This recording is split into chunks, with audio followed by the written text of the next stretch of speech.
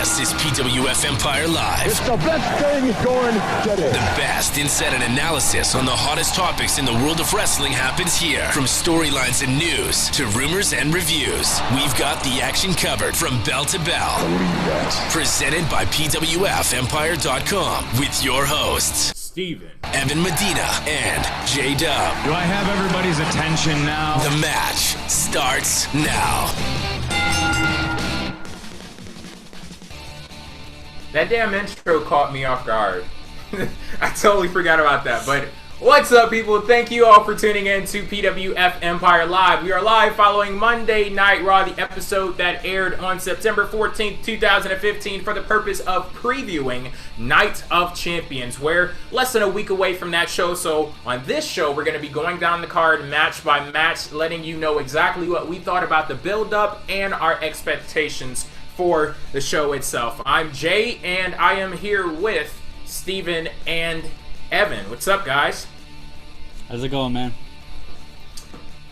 I don't even know how to answer that question. There's a mixed bag of stuff on Monday Night Raw, the final sell for the bulk of Night of Champions, so we'll be getting to that tonight. But I have to say, though, I don't have the tweet somebody sent me, but shout out to the person who noticed that my Twitter username was spelled incorrectly down there, and I had those lower thirds made for weeks, and nobody noticed it, nobody pointed it out. This was the very first person that pointed it out, but I do have to say, though, it was intentional. It was missing the F, and as you guys may know from over a decade ago, WWE had their Get the F Out campaign. Get the F out. Yeah, That's funny. I've been watching a lot of old stuff on the network, and I was just like really into it. So I was like, yeah, get the F out. But you know, it's back now. The F is firmly planted in my username, so we're all good to go. Nice try, Jay. What are you talking about? That I don't know. I know what you're up to. Hey, you don't want to upset the our rival program, the Panda PWF Empire Live. Yeah, we don't want to upset them at all. But you know what? Let's go ahead and move on to Night of Champions. We got a lot to discuss with this show, but I know that this is a theme. Night of Champions. Every single championship in WWE is going to be on the line, but I want to kick this one off by discussing a non-championship match, because this one is kind of big also. The stakes were raised on Monday Night Raw. What I'm talking about is Wyatt family versus Roman Reigns and Dean Ambrose. What I thought was a really good segment on Raw. This was Miz TV. It took place where the Wyatt family, they were the guests, and it was all of a sudden interrupted by Dean Ambrose and Roman Reigns, and they laid down the law. They said, you know, you guys, Bray Wyatt in particular, you may think that you're the man, but I beat you in a one-on-one match. Then we both kicked your asses, Luke Harper and Bray Wyatt, in a tag team match. You couldn't beat us then. How the hell do you expect to beat us right now? And they made it be known that they do have a third man. So that's the big question going into Night of Champions. But if we could view this all as one big picture, where are your heads at with the war between family versus family? I actually like the build-up that's happened from SummerSlam to now. I don't necessarily like the whole Roman Reigns versus Bray Wyatt feud, but this particular stretch from SummerSlam to Night of Champions has been alright. I think they did a decent job of putting some life into this feud with Braun Strowman. I think he's a great third member of the Wyatt family. I like how he's been handled. I like how he manhandles the two, Ambrose and Reigns. But I really have to see who the partner is going to be. You know, if they deliver with a great partner, it could be a very exciting match. If it's someone like Randy Orton, then it's going to be a letdown. Yeah, I feel like we didn't really get too much here on this Raw, but we got just enough, and I really like that. I thought it was a good way to lead you into the pay-per-view, and that's a good thing. You know, I have been critical of this feud, at least when it came to SummerSlam. I felt like, oh, we need a heel turn. Something's got to come out of this. But I am fine with the fact that we've had Braun Strowman as a result of this, who has been really enjoyable to see thus far. And now that there's actually some anticipation as to who the partner is going to be for Ambrose and Reigns, it at least gets you some excitement into Night of Champions. And I think this Miz TV segment was actually a really good use to build this whole thing up. I don't need to see any more physicality. We've had plenty of that. It was good to actually see a promo, and it was to the point, wasn't overdrawn, wasn't too long, and that's something that to me was a really positive part of Raw tonight. I really like that. Yeah, and Roman Reigns actually gave a very good, simple, to the point promo, which is exactly what his promos should be. He basically comes in and says, "This is the law, as you said. I'm going to kick your ass." And that's basically all he needs to say. And it's very effective when he does it like that. No suffering succotash or anything like that. No fairy tales. Right. And I kind of wish Ambrose got a chance to speak, but I'm not going to complain too much because it was a great segment. It was great, the Wyatt part, and it was great, the Roman part. So I'm happy with that. Even though Ambrose didn't speak any words, I thought that his just movements, just standing there, that spoke volumes to me because he had all of his little quirks and just the way that he moved. Like, you could just tell that he was a friggin' lunatic. He was a few fries short of a Happy Meal just with the way that he moved and the different things that he did there. And that goes along with what I said about these two guys months ago. They work so well together, and I'm glad to see them playing off of each other in that way. And I don't know what it is. It has to do something with WWE just booking Roman Reigns differently. And also, you cannot get me to the point where I don't believe that simply him standing next to Dean Ambrose, it's doing something to him. It's just the something within Roman Reigns is unlocked when Dean Ambrose is in the vicinity. And you could tell in that promo there because he was natural. He was very comfortable on the mic. And like you were talking about, Steven, he hit all of his points. It was nothing extra. He said everything that he needed to say. He got his point across. And to what Evan was saying about the physicality, I'm glad that they didn't go that route. It's like just wondering who that third man is going to be. That's enough anticipation to take us into the pay-per-view. So we didn't need to see them go through a brawl for all right there in the middle of the damn ring, because everything that needed to be said, everything that needed to be done, it was all accomplished. And we go into Night of Champions now wondering who that third man is going to be. Now, we've speculated, we've given our wish picks. Who do you actually believe is going to show up to team with Dean Ambrose and Roman Reigns on Sunday? Because this could possibly be the deciding factor on who wins this match. Honestly, I think it's going to be Daniel Bryan, just because he's ready to come back. And I think if WWE keeps him on the shelf for too long, Bryan's going to get fed up and he's going to go somewhere else. I think he's ready to come back from what he said. He said he's been cleared by some pretty competent doctors. I think he definitely has the ability to return. It seemed like he was suffering from a concussion, which nothing wrong with his neck, so I wish people would stop saying that. His neck is fine. I think it's going to be Daniel Bryan. I think that team, Daniel Bryan's team, or even if it's not Bryan, I think that Roman Reigns and Ambrose will pick up the win, and I don't think Braun Strowman is going to get pinned, though. I think it's going to be Luke Harper who gets pinned, but that's my prediction. I would love for it to be Daniel Bryan. That is who I was thinking, too. You know, I've booked all of my travel arrangements. I have my hotel down in Houston already. Like, I'm ready to go if you guys need me. I'm waiting on the damn call. But if it's not going to be me, my pick would have to be Daniel Bryan.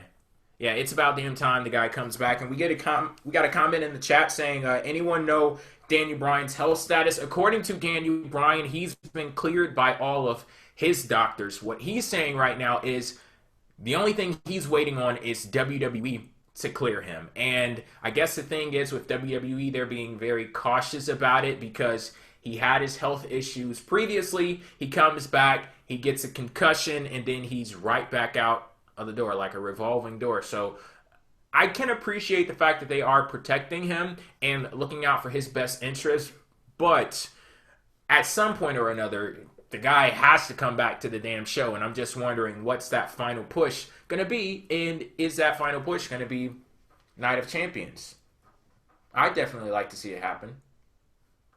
I think it's a perfect insertion point for Daniel Bryan, too. Like, I mean, because we could think of a million different things, like, what would be the right place for Bryan to return in? Because it's a hard question to answer, but I think this is such a perfect spot. So if WWE will clear him, or whatever needs to happen to get him back, as an active competitor on the roster, this would be a perfect time. And there hasn't been much talk about it at all. So it would be surprising. It would make Night of Champions that much better. And obviously WWE wants to make their Night of Champions pay-per-view an important event because of the fact that, football season's starting and all this other stuff is going on. All the new shows are coming back and everything like that. So if anything, WWE wants to keep their product as interesting as possible. So if you have a shocking moment like Daniel Bryan making his return, then, that would just make Night of Champions that much better. So I really hope that could happen. I won't be that surprised if you get like a Randy Orton.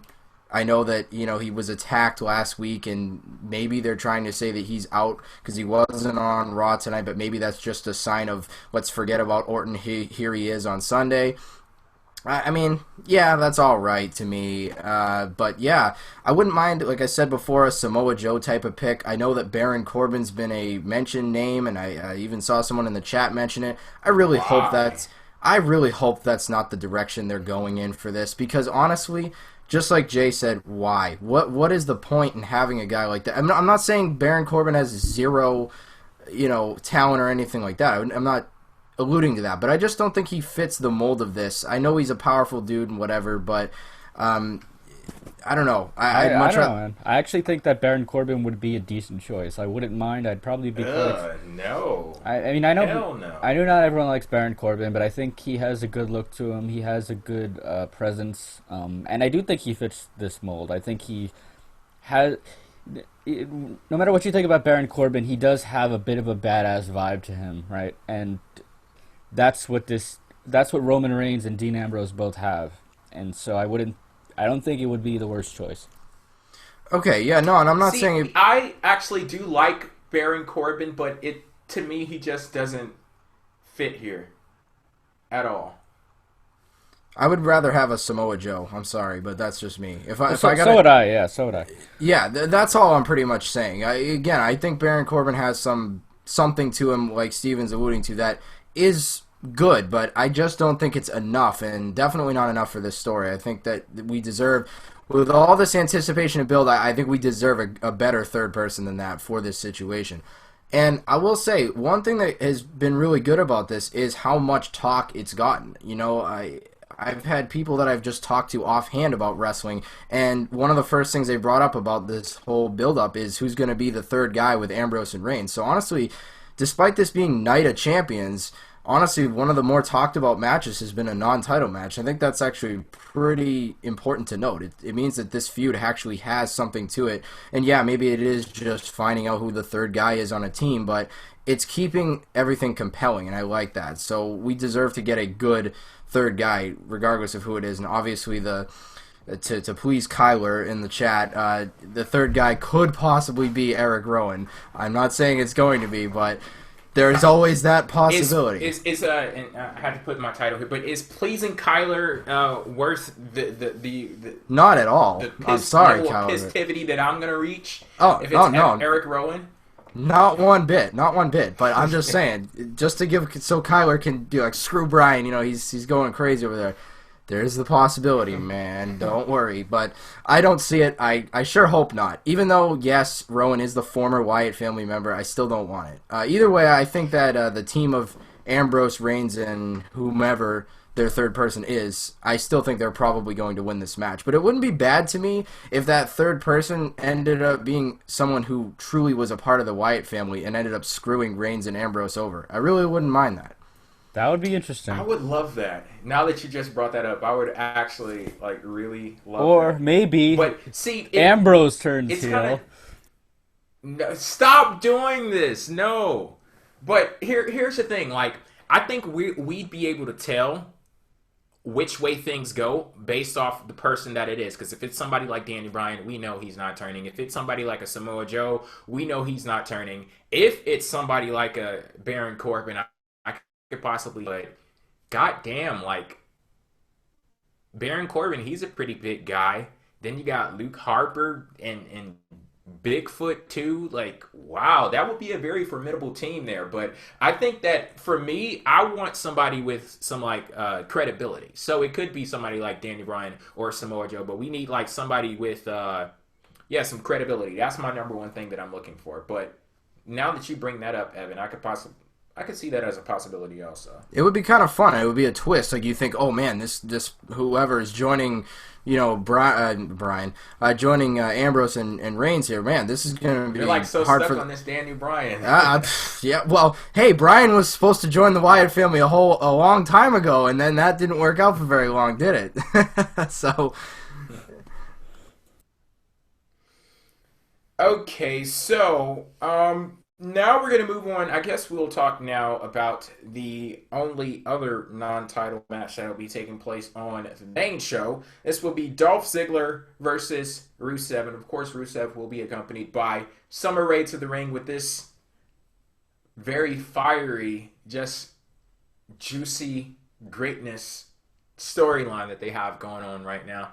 I know I'm a fan of it. I don't know about anybody else, but, me, I happen to love it. So we do have this match. And on Monday Night Raw, we had Dolph Ziggler presenting Summer Rae with a gift and then super kicking Rusev after his match with Cesaro. And I just have to ask the question, like, who's the heel here? We have Dolph Ziggler flirting with another man's girlfriend, giving her gifts, and then attacking people out of nowhere. Like, Dolph Ziggler, he's a fucking terrible human being. Yeah, Rusev. Well, that's what I like, man. I like this. That's what I've been arguing for. Is forget about the heel stuff. Ziggler is a playboy douchebag, and Rusev is a Russian patriarch asshole, and they're fighting. Who cares if one of them's good or not? They're both assholes. That's my take on it. I don't like this feud. I don't really care, man. Sorry, but this is that match. It's like, that's still happening. It's still going on. Isn't it almost over? Please. I don't want it to be over. We need that murder mystery. I need to know who's gonna die and who did it. In what room with what object? The possibility to me of a double turn has been there. I don't really know how Rusev becomes a face out of this, but maybe not so much of a double turn, but more or less establishing Ziggler as a full-fledged heel, which I think he really needs right now badly, extremely badly. Underline that, star it, circle it. He needs to just turn heel again. Not just because of the standard, he should be a heel, but because of the fact that right now he has zero direction at all whatsoever, and I just feel like Ziggler works better as a heel anyway. I think he's actually a fairly good babyface, but with the lack of direction he's had for most of the time he's been a babyface, it's just more than enough for me to say, might as well turn him heel. Direction at the end of 2014, that's for sure. Oh yeah, sure, yeah, that whole IC title thing, it looked good. The belt means something, and then reality struck, and things went back to normal, unfortunately. But yes, he's had some in spurts. There's been moments where you say, man, this guy really does have a lot of potential, really does have some talent. I think he can break through that ceiling and be a big star. I think a lot of us feel that way. However, I don't know if there's a whole lot of time left as a babyface for Dolph Ziggler to be able to do that. I think as a heel, he's got more possibility going forward. Either way, I don't know who's winning. Let's go with Ziggler winning the match because of a turn or whatever. He has something up his sleeve, and he'll end up winning. We'll go with Ziggler. Yeah, I'll go with Ziggler for the win here as well. I do have to say, though, this storyline, it's definitely going to suffer without Lana involved. She's out with an injury, and that was a very unfortunate injury. But was it a wrist injury? Yeah. That's the least relevant injury I could think of for Lana's role. Like, what does she do that requires her wrist? She could hold the microphone with her hand. You can't pull hair with a wrist injury. How can you get into a cat fight and roll around and slam the other person's head into the mat without, full functionality in your wrist? These are important questions that you have to ask. I wonder if what they're really going with now, since she is injured, is that she'll end up rejoining Rusev and then Summer will be with Dolph or something like that. I think that could be where they may be heading. Again, it's all speculation. It's just a possibility. Yeah, I think Rusev's winning, and I think this is the same prediction I made last time, but I think Lana's gonna go back with Rusev, and Rusev's gonna win. By the way, I don't think Ziggler should turn heel. I think that would be a bad idea. I also don't. I think I'm in the minority who think this, but I don't think Ziggler has any huge superstar potential. I think he is a really great upper mid-carder, and that's where he should be. I think maybe I'm the only one in the internet wrestler community who thinks that, but that's my opinion. But you could be a superstar in the upper mid-card. No, yeah, you can. I'm just saying. I mean, superstar, I don't think he's going to be a huge main eventer, and I don't think he should be. To me, honestly, he is a great upper mid-carder, and that's really all I want to see him as, but... It's too bad because now we don't even associate... basically, we're not going to associate Stardom with upper mid-card anymore because of the way that the mid-card is nowadays. I think Jay raises a good point because it's evidence to me that over the years, some of the biggest stars in the company weren't even main eventers, and now you either are main event and a star or you're mid-card and you're really not. Yeah, so yeah. Well, it's really... Two guys who don't suffer from that right now are Enzo and Cass. Those guys are going to be huge stars if they keep doing what they're doing, because I love them. I think they're my favorite act in NXT, but that's another thing.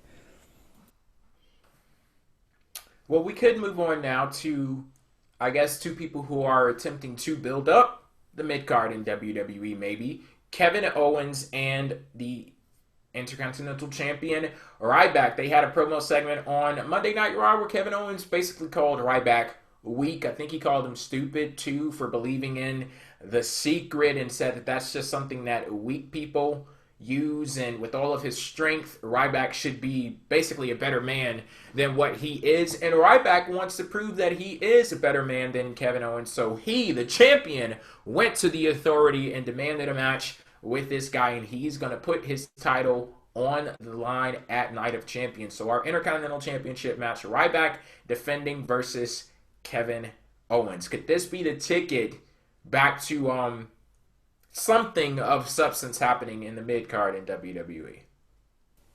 I don't think so, but hopefully, I think Owens is going to win because I think they're trying to protect him a little bit, even though they've kind of dropped the ball. I think they still want to protect him. So I don't see Ryback beating him. I think he's going to win. By the way, Ryback's promo tonight was really great. I loved it.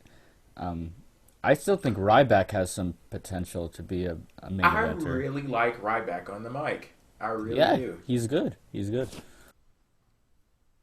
Yep, I feel the same way, and I feel like a broken record saying this, but that's what I've been saying basically since he's been Intercontinental Champion is that, man, I like Ryback. He's a good baby face and a solid mid-card champ and all that other stuff, but his title run really has been a huge disappointment to me, and I feel like this feud kind of got thrown into the mix really quickly, so I would like to see it go on, even though I still believe that Owens will win the title at Night of Champions as well. I do want to see this feud continue on. Ryback has his rematch, so let's do that and have this feud go for some time, because to me, I think there's actually something with this. And the promo tonight, it was a little weird when he said that he was the master of the Feed Me More. That was a little bit of a weird line, but for the most part, I didn't know we were picking leaders of the Feed Me More.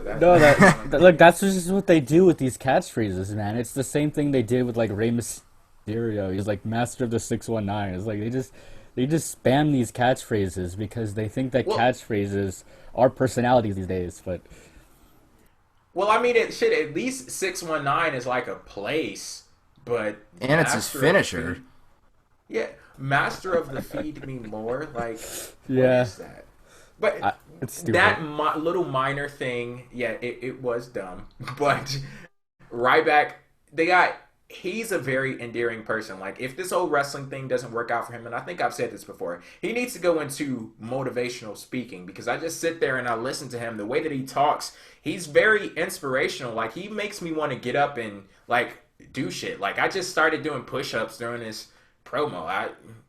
I just want to do stuff, like run a mile and a half. Like, that's the type of motivation that I get from Ryback when he speaks. But I'm looking at this feud, and I'm really, really liking this already. And I see that this thing has some kind of promise. I like the way that Kevin Owens was introduced in the feud, and I'm glad that this serves as a very stark contrast to the previous feud that Ryback was in for his Intercontinental Championship, because Big Show and The Miz, they came completely out of no friggin' where. I think there are some people doing like tallies of all of the matches that those guys have won, and shit, let me just put it like this. It wasn't that hard of a task to add up all of the matches that Big Show and Miz have won in 2015. But with Kevin Owens, this is a guy who beat Cesaro twice in a row, and he worked his way up the ladder, worked his way towards a championship match. I think more things like that need to happen in WWE, and not just trying to find some storyline way to force two people into colliding with each other. This was very natural. But ironically, that's what they did, because the feud didn't. How so? The feud didn't start as Owens won a title shot. It started that Owens started bullying Ryback, and then Ryback went and got the title match. So in storyline, it didn't happen the way you're saying. But you're right in terms of the booking. Although I kind of argue with that, because I feel like Owens dropped down from his United States chase, but I'll give you that, I guess. I will agree with you, but it's for me, my whole thing is like, how many times can I say that? Like, I understand Kevin Owens, he is not at the level that he was when he was feuding with John Cena, and WWE did not do a good job in following that up. But I think that with the type of person that Kevin Owens is and what he brings to the table, he could possibly take Ryback and the Intercontinental Championship up to the level that he's at right now. Like, he can heighten the importance of everything that's associated with him. And it may not be the best way to utilize the talent that he brings to the table, but it is it's filling a need in WWE right now, and I do appreciate that. Very much so. I'm looking forward to this match, no question. But you know, like I was saying before, I wish that this had a little more development to it. I felt like the promo here on Raw was nice, but I still wanted more on the overall scheme of things. But hey, again, this should continue for the next month, and then that's how you can get that extra development. And I think Owens winning the title here at Night of Champions is a great way to start that off, and I think that they can have a really competitive match. It won't be incredibly long, but it will be a good contest, and I think these two will work well together. So no question, this is good for the Intercontinental Championship. This is the best thing that has happened to Ryback in his entire Intercontinental title run, arguably better than when he won the belt, because I think he won it in a weird way, and then being thrown into a feud with Miz and Big Show, who felt so not in the right place for the IC title. And then you have Kevin Owens, who at least, like, even if Owens was just coming up to the main roster from NXT, I would feel like he was much more ready for that IC title than Big Show and Miz. He just has a really good feeling of legitimacy to him. Now, yes, he did have a peak and valley within a very short span of time, considering the fact that he comes up, beats Cena clean as a whistle, and, you know, then goes downhill. Squeaky clean. And we make that note every single time. You know, I got a cloth right here just to show you how clean it was, because a clean win over John Cena is such a rarity. And then, you know, they didn't follow it up in the best way ever, but at least he did beat Cesaro and has some traction. But Cesaro and him were kind of lobbying for a position, so that's where I agree with Steven. They were both lobbying for a position, so him beating Cesaro doesn't really make me feel like he earned a title match out of that. It just all it did to me was just prove that he was superior to Cesaro at this point in time, or whatever, as far as that goes. But either way, this is the best thing that's happened to the IC title since Ryback's been champion. So I got no complaints, and I hope this feud continues on into the next pay-per-view after, because this is good for both guys. Yeah, I kind of feel how I felt with Taker and Lesnar. I didn't want to see that match, but I enjoyed it. I enjoyed the build-up, and this is kind of the same thing here. I didn't really want to see Owens go for the IC title, but I do like this feud. I like the chemistry between Ryback and Owens, and I like how Owens went after the secret, because there's a lot of potential there. If anyone doesn't know what the secret actually is, it's kind of a hokey, mystical take on positivity, and there's a lot for Owens to go after if he really wants to, but yeah, I think Owens is winning. But, I mean, you can't do a lot with believing in the power of positivity, though. Oh, well, it works. It works for the New Day. And we move on now to the Tag Team Championship match. The competitors in this match, they were determined by a match that took place on Monday Night Raw, or at least half of the match, because we knew the Dudley Boyz were going to be at Night of Champions. All we had to find out was who was going to be the champions they were going to be facing. So we had a Tag Team Championship match on Monday Night Raw. It was the first match of the night. New Day versus the former champions, Primetime Players. New Day walk away the victors, and they are walking into Night of Champions as the Tag Team Champions, and they will face off with the Dudley Boyz. I mean, we try to find a way every single week to talk about how awesome New Day is, how New Day rocks, and what can I say at this point? They rock. Xavier Woods, once again, great at ringside with the whole trombone and everything that's going on with them. And yeah, they're great in the ring also. And this is a match that I'm really, really, really, really looking forward to, because the big thing that New Day has been missing is a team that's on their level. As much as I like the Primetime Players, they don't have that much development going on with them. And hell, if they don't have it, no other team in the tag team division has it. So bringing back the Dudley Boyz, having them face off against New Day, I think this is going to be great. Me as well, yeah. I am really looking forward to this tag title match. And to make a note about the match on Raw, I personally enjoyed this a lot too. So to me, it was a really nice prelude into the tag title match for Night of Champions, which is good. And it's making the tag titles feel a whole hell of a lot more important by having one of the greatest tag teams of all time come back and now be a part of this scenario. So that's really exciting for me as well. And honestly, it's hard to say who's going to win this match, but I'm going to go with the New Day hanging on to the titles for now to continue the feud, to piss the Dudleys off and keep them going after it. That's exactly what I was thinking about. Like, it's going to be in some way that, like, completely pisses the Dudley Boyz off. Exactly. And so, to me, I think that if they had the Dudleys win here, it would be like giving away the moment too soon. Like, you want the moment that you want to get ultimately out of this is probably the Dudleys taking the titles from them. But why do it? In a tables match. Yes, but exactly. Yes. But why do that? You know, why give that away in some tag match at Night of Champions when you can build up to that by having New Day continue to piss them off? That's what I wanted New Day to do to Primetime Players. I wanted the Primetime Players to get a big moment. Again, this is before the Dudley Boyz were returning or there was any, even thought of that going on. And I had wanted that for that type of feud where, like, the New Day kept beating them in, different ways, kept pissing them off more and more. And then at SummerSlam, Primetime Players get their big moment. It feels like it's anticipation. Exactly. Give us that big moment, because to me, Primetime Players are good enough to have deserved a better way of winning the titles than they did. But however, I think that that's exactly how the tag stuff should go. Again, not necessarily how it will go, but I'm still gonna go with New Day winning here, and it should be a really fun match. And damn, Xavier Woods by himself is going to make this match fun. So I'm very excited for Dudley's and New Day because they will interact with each other very well. Especially considering the fact that Bubba Ray doesn't even need a microphone, and yet you can still hear him just as well. One thing that I'm going to need from New Day, and I don't ask much of them because they're awesome as is, I want Xavier Woods to bring back the pressed out hair, with it fried, dyed, laid to the side. I need him to bring that back. Maybe he can only bring it back for like special occasions. I think Night of Champions would be a special occasions. So bring back the pressed out hair. That's my only request.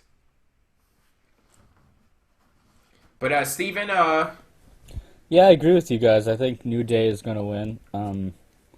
The Dudley Boys, they have to put someone over, right? So I think they're going to put over the New Day before they get the belts. Also, if the Dudleys win this and they end this too soon, I'm not really sure where else the Dudleys could go from here, because the tag division isn't exactly brimming with opponents. You know, do we really want to see the Dudleys face the Matadors or whoever else is there, the Ascension? Probably not. Actually, I think the Dudleys beat both of those teams already, if I'm not mistaken. So you got to draw this out. I think they're gonna hold on to the titles by the skin of their teeth, and then we'll see the Dudleys get it somewhere along the line, maybe next pay-per-view. I mean, after September is over, maybe they could face the Hardys. I don't want to see Matt Hardy back in WWE. I like how you specifically said Matt. Like, Jeff is fine, but Matt, no. And I wonder if anybody caught that, that shade there. But yeah. Ouch. Moving on.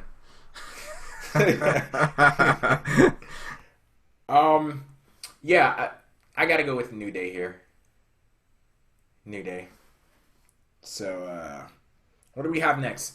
Divas Championship match. So, I guess it's official now. We're a few minutes past midnight on the East Coast. Nikki Bella is officially the longest reigning Divas champion of all time. She set a new record for herself and the championship at 296 days. And I love how on Monday Night Raw, Cole told us, this big match that they're building up to. No matter what happens tonight, Nikki Bella has already made history. So he's saying, fuck the ending of this match, because, she's still tied AJ, but now the record is officially hers. So speaking of that match, it ended in a bit of twin magic. We had Brie jump into the ring, and she was pinned by the challenger Charlotte, but the ending of the match was null and void. Stephanie came out and talked about the integrity of the Divas division, and she booked the match for Sunday. Wait a minute, what does this match have to do with the NXT Divas division? There's no integrity. Wait, what? Oh. The integrity of the Divas division only exists in NXT. It has nothing to do with this. Oh, God. I love how they play fast and loose with these rules, because why not restart the match? Maybe, I should just say because wrestling. Well, no, it's because the Authority wanted Nikki Bella to break the record, but there were a lot of other stupid things that went on in this because, for one, Charlotte pins Brie. She knows it's Brie because she sees the switch, right? And then she wins the title and then she starts celebrating as if she's accomplished something. So that automatically makes Charlotte look kind of, I don't know, it devalues her because, what, is she content with beating Brie? Is that how? And then she looks, like, surprised when they reverse it. Like, yeah, you knew it was Brie, right? So why are you, like, so totally surprised? She was surprised that they let her cheat because, they didn't let her cheat because she's like, shit, well, Jon Stewart was interfering in matches at SummerSlam. I can't have the fucking Divas Championship? Like, are you kidding me? Yeah, and also, when Charlotte won the title, Michael Cole said Charlotte has made history. And I'm like, what? How did Charlotte make history? I thought Nikki Bella was the one who was potentially making history here. Like, how does Charlotte winning the title make history? Anyway, that's all. It's all dumb, and there's no Divas Revolution. This whole thing is stupid, but Charlotte's going to win at Night of Champions. That was a good old Dusty finish, though. Shout out to Dusty Rhodes. But none of this came off well at all. It didn't. And it saddens me to say that, but it didn't. Remember, Evan, a few months ago, I was so excited about September the 15th. It is literally September the 15th right now, and I don't... Yeah. Where the hell is your confetti, your streamers? Where is the celebration? All I see is Sasha Banks in the background, and I guess that's kind of fitting. But Where's the celebration, man? Huh? The confetti is going to be when I pull my fucking hair out and just do like that because I'm so fed up. I would honestly sit here and rather talk about Paige and Sasha Banks because their feud is a whole hell of a lot more interesting than the one that's building up for the Divas Championship because that's real. It's Raw. Like, I don't know if you guys watched SmackDown, but that match that they had on SmackDown, it did end in a no contest. But it ended in a spectacular fashion. Like, they were brawling all over the damn place, and there was like a big brawl between Team PCB and Team Bad. A lot of great stuff happening with those two, but that's some of the most interesting. That's some of the most interesting stuff that's been going on with the main roster divas. No question about it. Yeah. I mean, and what I like too is the fact that you have like Sasha Banks being this sort of obstacle for Paige. Like, Paige just can't beat her, and it's actually an interesting dynamic because every one of these matches is finished with either, you know, a no finish at all or with some type of distraction or victory. There's been a couple of clean ones from Sasha, so it's actually been an interesting story in that way as well because Paige was like that, you know, dominant diva, so to speak, I guess. You know, she has been kind of like the front runner of the revolution or whatever, and Sasha Banks has been the anti-hero, but yet she's getting all the victories. So it's actually been if you look at it from the perspective that Paige started this whole Divas Revolution to get her help, and the fact is that the revolution has started, and the revolution is running over her and then backing over her, then running over her again, and then backing over her again. So that's character development right there. And it goes to show that it's not just because we complain a lot about the fuck finishes that come sometimes in WWE matches. It's not that they're oh so terrible. It's just that they have to have meaning behind them. They have to lead somewhere. And a lot of those finishes have been happening with Sasha Banks and Paige, but they're leading somewhere. Like, I can just tell that frustration is building up with Paige. And when she blows, it's going to be magnificent. Yeah, and, you know, honestly, I did say at the conclusion of the match on Raw this week, I am much more accepting of this type of finish being on Raw rather than being on the pay-per-view. If this was at Night of Champions, I'd be definitely more upset. Are we talking about the Divas Championship feud again? Yes, to get back to the Divas title, because that is the match for Night of Champions that we are supposed to be talking about.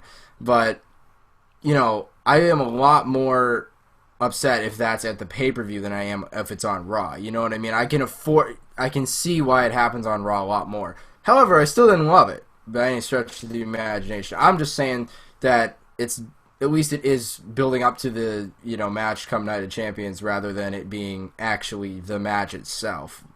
But either way, I guess if I have a prediction here, man, I don't know. Maybe Charlotte gets her moment after all at Night of Champions, and then that causes the jealousy and rage within Paige rhyme. Right there, and the rage within Paige, and then that comes out, and she just goes off on Charlotte, and the PCB is just imploding, and I mean, again, this is more me fantasy booking than necessarily what's going to happen, but I'd certainly like that. I'm gonna go with Charlotte for the win also.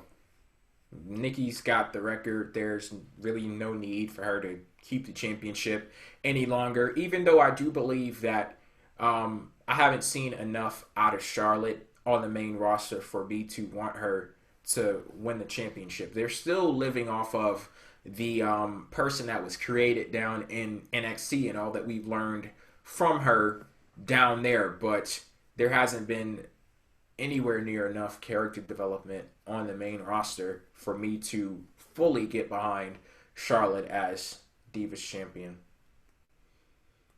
But hell, character development in this Diva Revolution, really?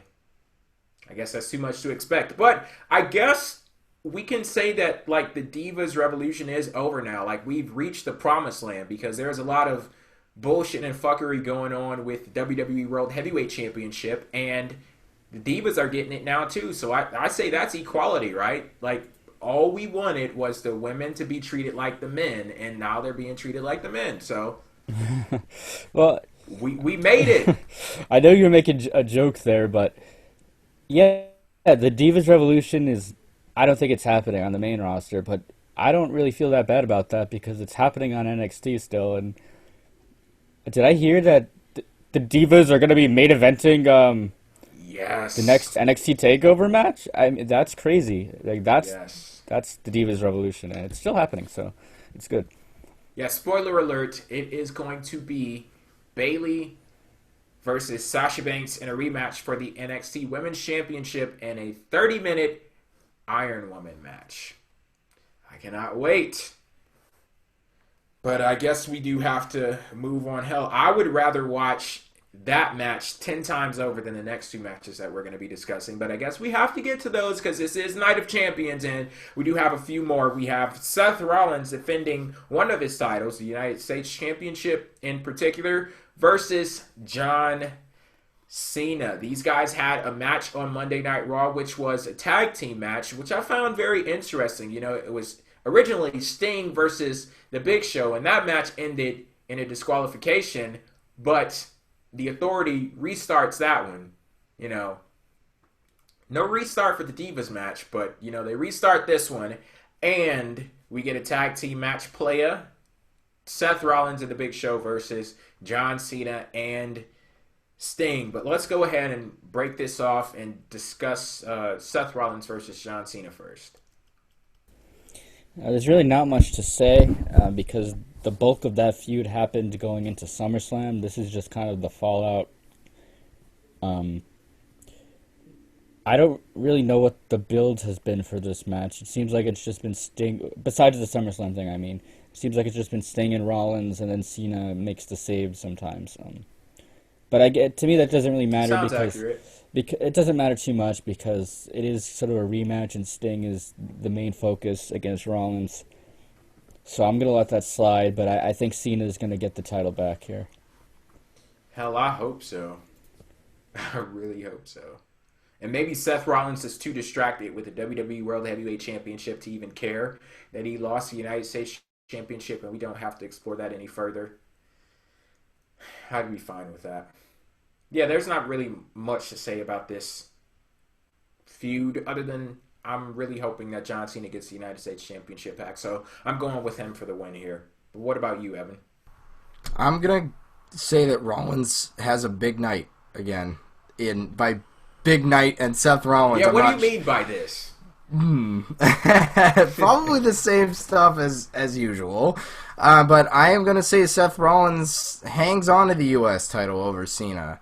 I know that I'm going against my own grain because originally I felt the same way as you guys, and I was like, yeah, you know, Cena win the belt back, whatever. And honestly, for the United States title's sake, for the sake of the United States title, if there's any credibility left, that belt needs to go back on John Cena, in my opinion. But I don't think it's going to. I think Seth Rollins has, again, it's more of the same with Rollins being made to look the way that he's been made to look the entire time, and yet he still is going to end up winning, and may it be in some type of terrible fashion, but I can see him defeating John Cena in some way, shape, or form here. Either way, I think their match is going to be excellent. Again, I really do. And I'm looking forward to their match in terms of what happens during it. Now, the ending is where I'm going to be on the edge of my seat, sitting very far forward, you know, anticipating there not to be fuckery. And even if John Cena goes over clean and I'm dead wrong on the prediction, I'm going to be like, all right, okay, we got a clean finish. That's 1 out of 2. Okay, here we go. I'm sure the other one won't, but at least we got one.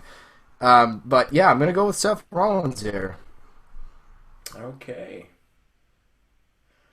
Guess we can go ahead and move on now to what is definitely going to be the main event of Night of Champions for that belt right there, the WWE World Heavyweight Championship. This will be the icon, the legend Sting, challenging Seth Rollins for said title. Now, I guess I was about to say we do have to note that Sting made Seth Rollins tap out, but shit, WWE. No, listen, that's fine. If I was Rollins, I'd tap out too. What does he have to lose in this match? He has to save himself for his 2 title defenses. So to me, that's perfectly logical for Rollins to do.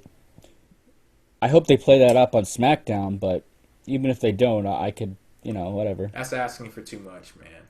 Asking for too much. But yeah, Seth Rollins versus Sting. I in my personal opinion, I don't give one flying fuck about this match at all. And that's very sad to say, but the truth of the matter is I have been very disinterested in the main event scene in WWE ever since Dean Ambrose became the number one contender. And I started to care just a little bit when Brock Lesnar came back and it looked as if he was going to take the title back. But we all know what happened at the end of Battleground, and we all know that Brock Lesnar apparently doesn't give a damn about the championship anymore because he's too busy off chasing The Undertaker. But yeah, the WWE World Heavyweight Championship picture, I've been so disinterested, disillusioned in every single thing that's going on in this picture. And I was thinking that with Sting coming into the picture and him being the number one contender, all of the history that he brings to the table, they tried to do it on Monday Night Raw, like play up off of the history, but I really didn't feel any authenticity behind it. And I am looking at Sting right now and saying that it was too little too late. Like, they dropped the ball on the guy. The big thing that Sting had going for himself was like the mystique of Sting in WWE going after that championship. And everything from his perspective, he's been pretty much a prankster. He's been, trying to annoy Seth Rollins and things like that. So with Sting, his big selling point being the mystique about him, and that not even mattering right now, I don't have anything to hold on to at all. So I couldn't give less of a fuck about this match. So there you go. Who do you have winning this match? Seth Rollins. All right. A Seth Rollins type way. Oh, yes. There is no other way, my friend. But anyway, for me, I do care about this match, and it may only be because I am a lifelong fan of Sting, and I am a fan at heart, and I can't help but enjoy the idea of Sting being in a main event in WWE. 56 years old or not, I'm excited to see Sting on pay-per-view wrestling for the title, and I think this could be an enjoyable match. I actually like the mind games he was playing with Seth Rollins, because to me, with Seth Rollins and how impressionable of a character he is, again, I may not like his booking, but given the fact that this has been his booking, Sting playing mind games with him is actually makes a whole lot of sense, because it frazzles him. He's worried about a damn statue when instead he has two titles to care about. But that's been Seth Rollins. I may not like that booking, but at least they are being kind of coherent here in terms of having Sting play mind games with him. And yeah, Sting has mystique, and maybe this isn't playing to the strength of that, but it is playing to the overall, to me, the overall psyche of where Sting is. Because Sting, to me, is always like that type of character that is mysterious, but yet is psychological, and that's kind of what he was doing last week. So, to me, I had no issue with that. And him wrestling on Raw tonight, again, a lot of people saying he's too old, this, that, the other.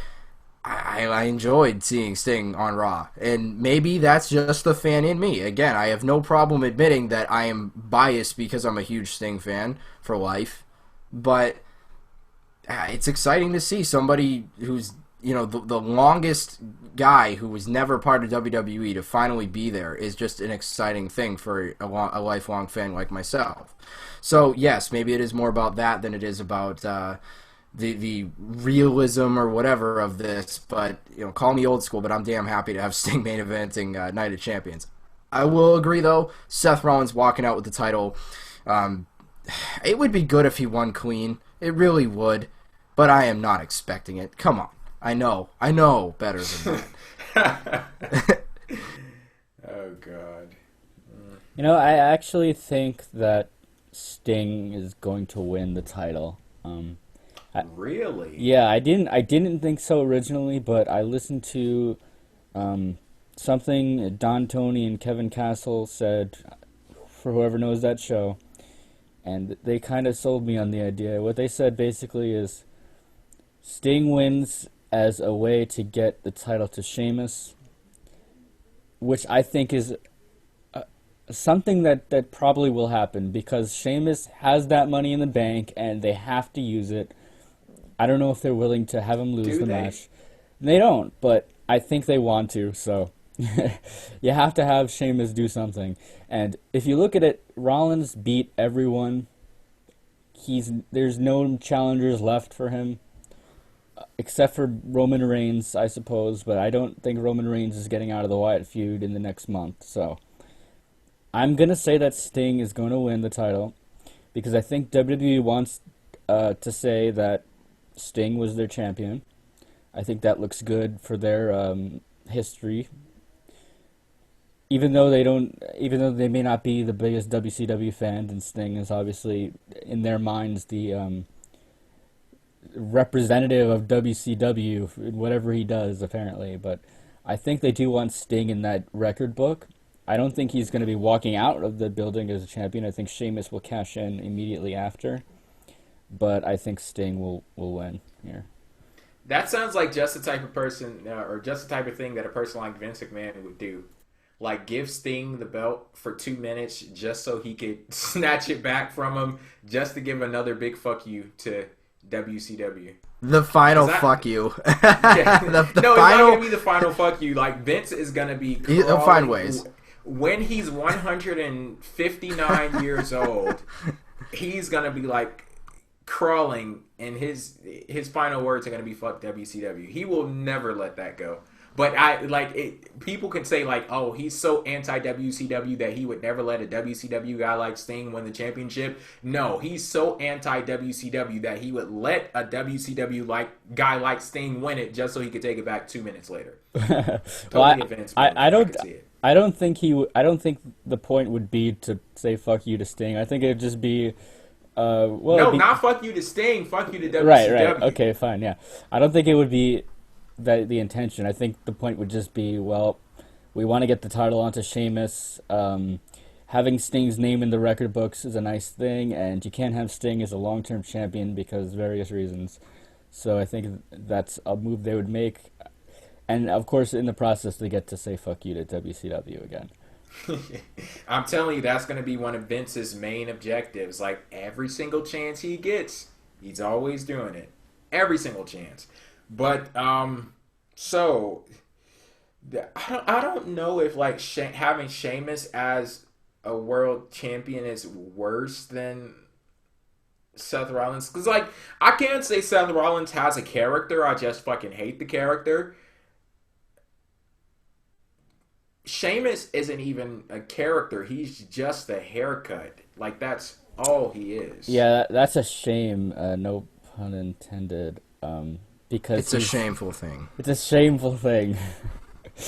He lost his hair. Look, Sheamus is really good, and he's a great performer. So I'm really upset that he is just a haircut right now. I don't know if he'd be worse than Rollins because I'm kind of ready to move on from Rollins. It's just about time. I've seen enough of this guy as champion. Even though I would prefer like someone like Roman Reigns or Dean Ambrose or Lesnar to take the title off of him, I think it's time to get this guy like just cool off a little bit. He's been too oversaturated. His feuds are all kind of the same. Sheamus, if they book him right, could be good. And I don't know. I'm willing to go for something new, I guess, or at least something that we haven't seen since 2012. Is that the last time Sheamus was world champ? Something like that, maybe? Yep, I believe so.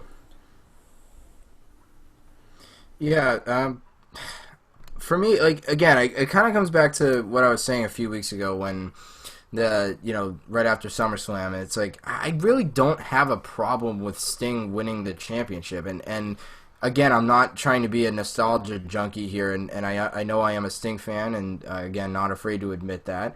But for all intents and purposes, Seth Rollins should be able to retain his championship over Sting. Like, this, to me, should be a defining night for Seth Rollins. Like, it, even despite any of the stuff that's gone on in his title run, this should be like the big, like, even if this is it for Rollins, and I'd rather see Sheamus cash in on Rollins than cash in on Sting.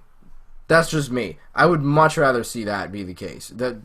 I really do. I'd rather see that. Because for me, it goes back to the idea that I had a few months ago that if you're going to have Sheamus as a world champion, and yes, that's not a popular thing, and the only reason it's not a popular thing is exactly what Steven was just saying and what Jay was saying. It's that exact reason. It's not about his performance level, because the guy is a good wrestler and solid, and I think he does have 1 or 2 more world title reigns in him, and I got no problem with that. I think right now it's probably not good timing, but if he's going to cash in, it should be on Seth Rollins, because why not?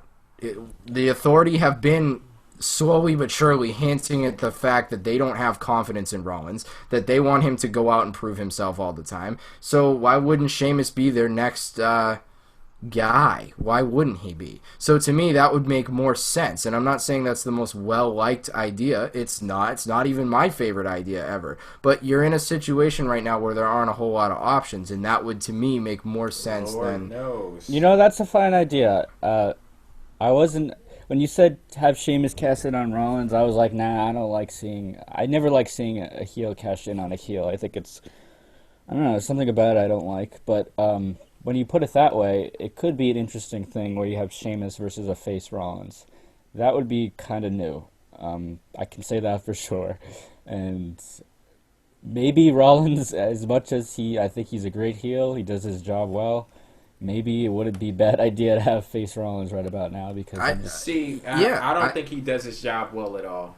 Because Rollins is the type of person, like, if I didn't have to do PWF Empire Live, I'd shut off the TV when I see Rollins. And somebody pointed this out last week, like, the job of a heel, you're supposed to make me want to see you get your ass kicked, not change the channel. And when I see Seth Rollins, I want to change the channel, because the guy is the drizzling shits. And there's no amount of matches that he could put on to make me forget the fact that his character is a drizzling shits. And I see a lot of people, they are mystified by the fact that Seth Rollins is going to have 2 matches at Night of Champions, and that basically makes what happens with his character every single week okay. But to me, it's not okay, because Night of Champions is going to be one night out of the month for WWE. You have, 4 or 5 episodes of SmackDown, 4 or 5 episodes of Raw in between, and if Seth Rollins is delivering crap on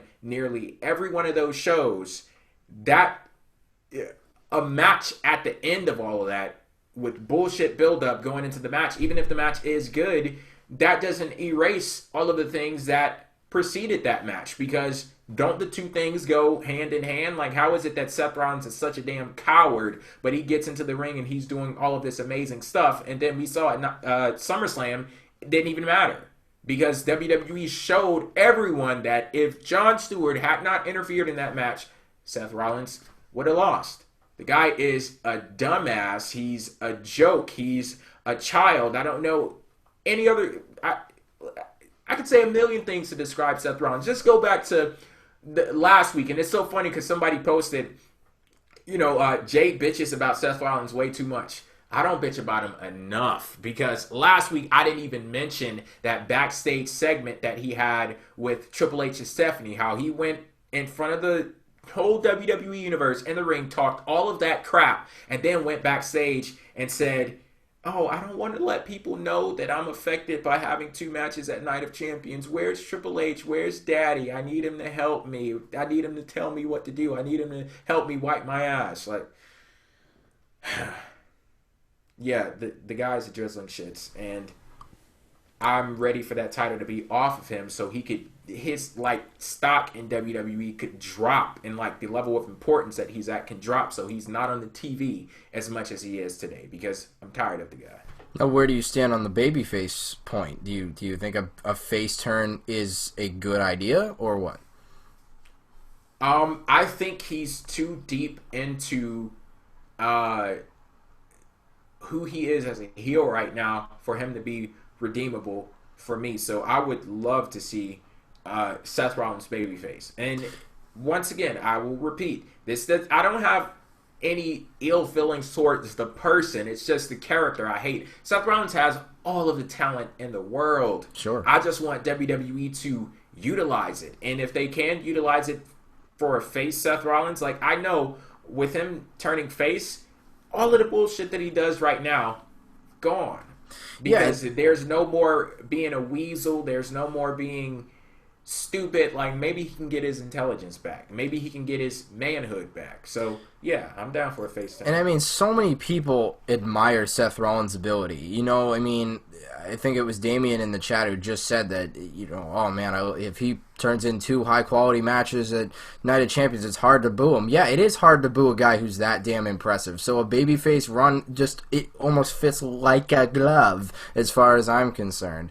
So to me, I'm all for a babyface run for him, and if Sheamus cashed in on him and then was like the Authority's new golden boy, it sets that up like so unbelievably well, almost as well as they set up Rollins being the new boy when they kicked Orton out. But I actually think this could be just as good as that. But again, I'm not expecting WWE to go that far and do that angle. I don't expect that of them. Why would I, given what we've been, you know, what we've had to look at over the last few months. But still, a guy can hope, and that's what I like to consider myself as a representative, as a beacon of hope, good things to come.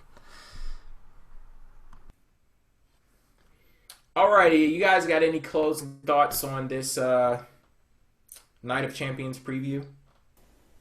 You know, honestly, not really. I'm not really too hyped for this show. I'm interested in the Wyatt stuff. I'm kind of interested in the Owens stuff. But honestly, the build I don't care for. I've been kind of just haven't been too invested in any of this stuff. But I think it's about time for WWE to be kicking into gear. Like, usually around this time they start doing some interesting things. So maybe this will be the start of one of those periods. I don't know how that's going to happen. I don't know if it's going to involve Sheamus. I don't know if it's going to involve Rollins winning again in a stupid way. Obviously, it won't involve that because that will not be anything new. But I have a feeling something will happen that will be fairly interesting. I don't think it's going to be a typical ending. And I'm hoping that it won't be, because I'm really tired of these Seth Rollins endings. I really am. But I do think I can make a good case for Rollins, because I think his title reign has been good. I don't think it's been as bad as you guys think it has been, and I think I could defend that case. I won't do it now, but maybe at some point. But I will say, partly because every time he has a match, I always think he's gonna lose, and I'm always wrong. You know, I thought he was gonna lose against Ambrose twice. I thought he was gonna lose against Cena, against Brock, and I'm always wrong. And I think that's kind of interesting, because he is a beatable champ, as JR said, and that's kind of an interesting thing, because I never really know if Rollins is going to lose, because every time I think he does, he actually does win. And I think that's an interesting dynamic to have. So. Evan, you got anything? Honestly, I look forward to this pay-per-view in terms of the fact that there are matches on it that I can see being enjoyable and good. The build-up overall, to me, wasn't all that great. I mean, there were moments of good things and moments of some very forgettable things as well. I think this go-home edition of Raw actually had some pretty enjoyable moments and was probably the best Raw out of the ones that come to mind here in the build-up of Night of Champions. There's some good moments, some not-so-good moments. Despite that, I will say I'm looking forward to watching Sting wrestle on pay-per-view. And again, I think any fan who's been around for a long time and is a fan of Sting can at least admire the fact that, well, at least Sting's on the pay-per-view. I mean, even if it is old Sting, even if it is this version of Sting, whatever you want to call it, it's still somebody that has such a legacy, and it's interesting to see them go for the title. And I think him and Rollins could put on a pretty enjoyable match. And again, we just talked about all these different theories, possibilities when it comes to the 6-person tag with Dean and and Roman Reigns and whoever their third guy is going to be when it comes to the Sting and Rollins match, and who's going to win, and if Sheamus will cash in and all this stuff. So there's some cool possibilities going into the Night of Champions. However, I feel the build wasn't really good enough for a pay-per-view that they're trying to build as like a, maybe not SummerSlam, but like a post-SummerSlam show that follows it up and is on a higher level than the average